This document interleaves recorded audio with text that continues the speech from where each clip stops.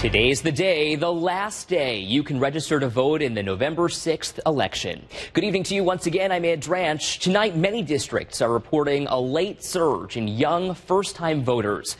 7 Eyewitness News reporter Madison Carter picks up this story live from the Erie County Board of Elections, extending its hours to accommodate last-minute registrations. Madison, what can you tell us tonight? Yeah, you know, Ed, we spent all day talking with commissioners across Board of Election counties in Western New York today, and they say they haven't seen this many people registering to vote in a non-presidential year in a really long time. We're doing absentee ballots. There's definitely an increase in people's excitement towards this election and their drive to get to the polls. Erie County Democratic Commissioner Jeremy Zellner says compared to years past, this year is different.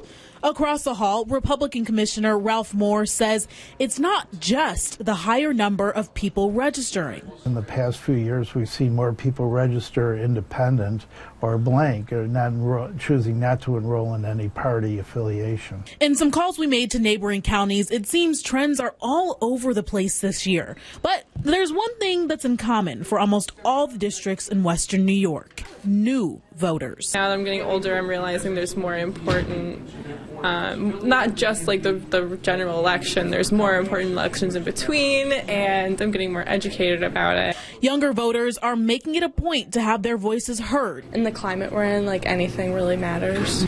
They tell us accessibility to the candidates has really changed the political game. Like the internet is like a good resource to find out who's running and what's going on and who has what platform, and also it's in social media all the time, so you can see. It's not always true what's in social media, but you get a good idea of what's going on. Commissioners say that could be the reason ballots look much different today than they did 20 years ago.